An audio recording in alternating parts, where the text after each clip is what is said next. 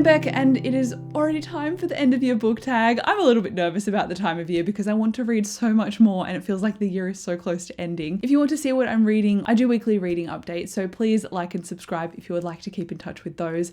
But let's get into the questions for the end of year book tag because I'm sure there are some in here that are going to shame me. Yep, straight away. Are there any books that you have started this year that you have yet to finish? I've got two, but I'll ease into the first one, and that is The Song Rising by Samantha Shannon. I read 30 pages of this and I realized I wasn't in the right mood to continue reading it. I have read all of this series before and I enjoy this series, and the fact that I kept tuning out or getting distracted when reading this, I thought I'm not in the right mind frame for it. So I ended up putting it down temporarily and I'll pick it up again shortly. Whether that's the end of this year or the start of next year, I'm not sure yet, because I wanted to read and catch up on this series before the 5th book came out, and that book comes out at the end of February, I think. So I do have a little bit of time, maybe not as much time as I think, but I feel like I've still got a little bit of time to continue reading this before the release of the next book. So this one is about Paige. She's a clairvoyant. Clairvoyant abilities, when you can get in touch with the ether and use it as magic in this world,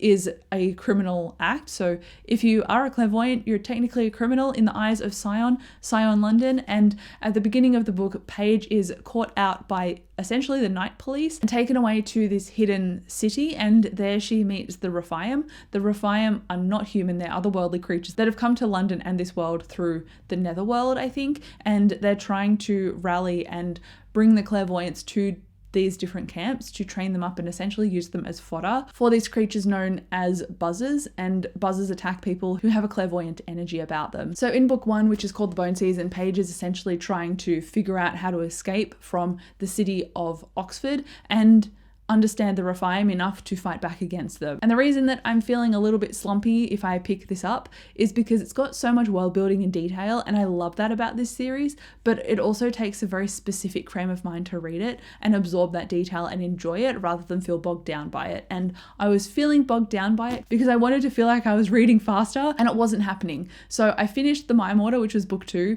and then this is book 3, but it's not that long, but The Mime Order felt long, so I'm giving myself a break. So that's book 1 of I need to finish it this year. And then we've got book 2, which is the second book in the Farseer trilogy by Robin Hobb. Now, I have been reading this for a lot of months now, and I got where the tab is and then I stopped reading it.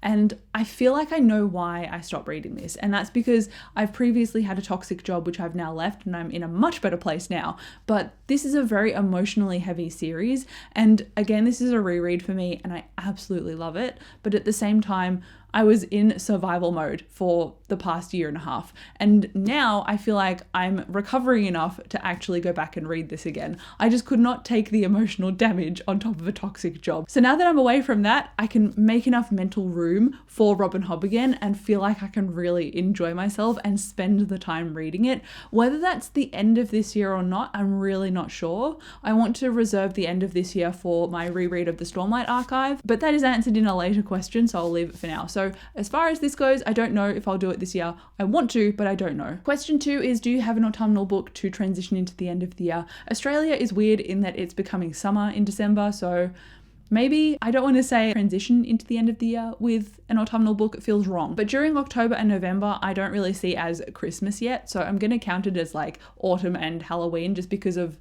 the fall vibes on the internet. So in that case, I've got The Pumpkin Spice Cafe. And I think this is a cozy small town romance, but beyond that, I don't know anything about it. I've seen reviews that either hate it and tear it to shreds or think it's great and cozy. And I really don't know where I'm going to fall until I start reading it, because cozy fantasy has been so hit and miss for me. I found some absolute favorites, and then I started The Honey Witch, and that's a cozy fantasy as well, and I couldn't stand the main character, and everyone seems to love this book. So that makes me nervous, but I hope that my library hold comes through for The Pumpkin Spice Cafe on time. If it doesn't, it doesn't, but we'll see if I end up liking it. It's like a 7-hour audiobook, so hopefully it should be pretty quick. If I end up liking it, I'll get through it. And then we've got the question, is there a new release you're still waiting for? And there is one of my most anticipated releases of this year that I am waiting for, and that is because I'm doing my reread of the Stormlight Archive. The 5th book in that series is coming out at the 6th of December, and it's called The Night of Winds and Truth.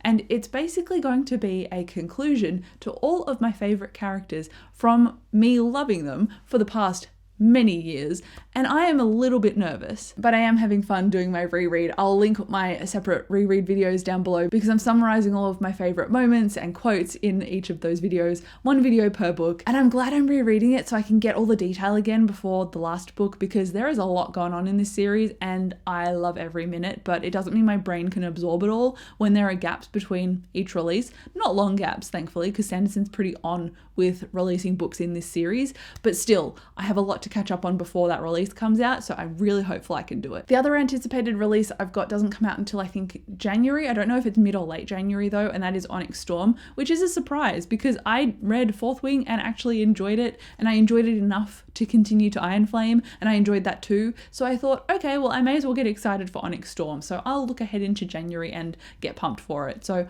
Onyx Storm is something I'm also excited about, although I don't know how soon after the Knights of Wind and Truth I should read it, because one is an epic high fantasy and one is a romantasy, and there is more emphasis on the romantasy than the high fantasy in Onyx Storm, I believe.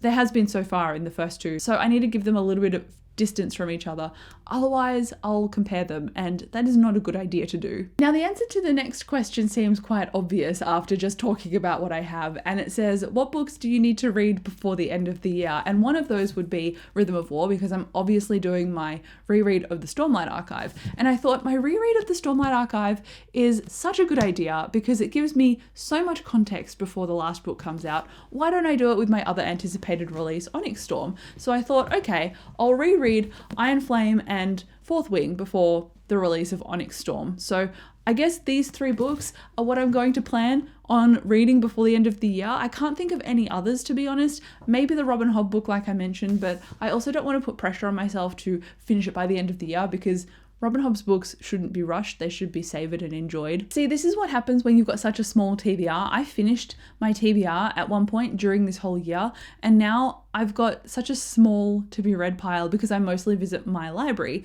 that I don't have any books that are like pressing on me and going, you need to read me by the end of the year. So really those three, and to be fair, they're not small books, but those three, Rhythm of War, Iron Flame, and Fourth Wing, are my priorities for the end of the year. Okay, so there are now 2 questions left. So the second last question is there a book that could still shock you and become one of your favorites of the year? And unfortunately, I've read like 59 books. That's not the unfortunately part. The unfortunately part is that of those 59 books, I've maybe had 4 or 5 5-star reads, and that is a disappointing number for the amount of books that I've read.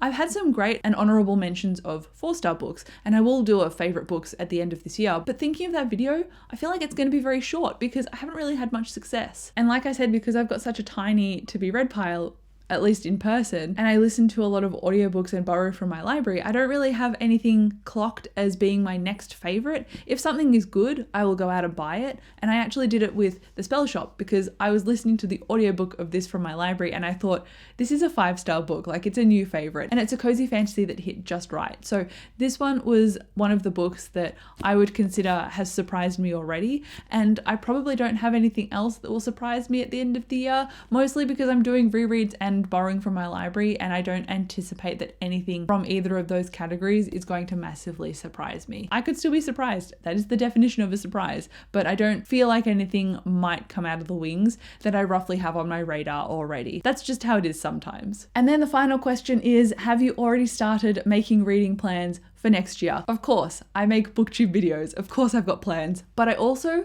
only have like 3 anticipated releases, which seems weird. So one of them is Onyx Storm, which I've already said. Another one is the sequel for The Will of the Many, because this was another 5-star book that completely surprised me this year. It's got so much hype that I thought it would be good, but I didn't think it would be a new favorite 5-star book. So the sequel to this is coming out, I think, mid next year in May, around May. And then I've also got another book that's coming out in May, and that is The Devils by Joe Abercrombie. I think it's called The Devils. I could be wrong on the title, but Abercrombie writing another book, I'm sold. So the fact that I've only got 3 anticipated releases, or maybe 4, because I've got Dark Rise by Samantha Shannon, which is at the end of February, and that's in her Bone Season series. The fact that I've got 4 anticipated releases, it doesn't seem like a lot. Usually I've got like 8 to 12, and it just feels like I've got less. Maybe after finishing my to be read pile, I'm like, I don't know what to read anymore. And clearly I'm struggling with that. But that said, I've also got some library holds, and they're definitely not going to fulfill by the end of 2024. So maybe in the first half or the beginning of 2025, they'll fulfill. And 2 long-standing library holds I've got, because everyone wants to read them. One of them is The Three-Body Problem. And because this is such a complicated sci-fi, and I've heard that the author doesn't treat his female characters very well, but I've also heard that his characterization isn't a strength of his work. I honestly think I'm going to start it and hate it, but it's been recommended to me in my personal life. Usually that doesn't take my tastes into account. It just takes into account the fact that the book has a lot going on and it could be good for that reason. And I'm like, all right, I'm not going to buy it. I'll go out and borrow it and see what happens. And I have to wait for that, and that's fine. And then the last book I want to talk about, and the second longest book on my Libby holds at 24 weeks, is My Roommate is a Vampire. And I've seen this talked about again, because obviously it's around spooky season when I'm filming this video, and a lot of people are talking about creatures of the night and Halloween reads. And this is not really a Halloween read, but if you're not into like spooky horror books like me, it gets like the spooky supernatural atmosphere, but in a rom-com. And I think it's a romance about this woman realizing her roommate's an actual vampire. But, you know, I'm keen for that. I think that will be kooky and fun. So I thought I'm going to try reading it. Oh, the library hold is ages, so I'm not getting it during spooky season. But that's okay. I'll get it during the Australian summer, I hope, in December, January or February. And then I can read a romance-ish book during the warmer months. So it could still work out for me. But that is all that I wanted to talk about, aside from the fact that I'm having a mini existential crisis about it being so close to the end of the year. But I feel like we're all at that point. So thank you so much for watching this video. Please like and subscribe if you enjoyed. I'll come talk to you down below in the comments, and I'll see you in my next video. Bye.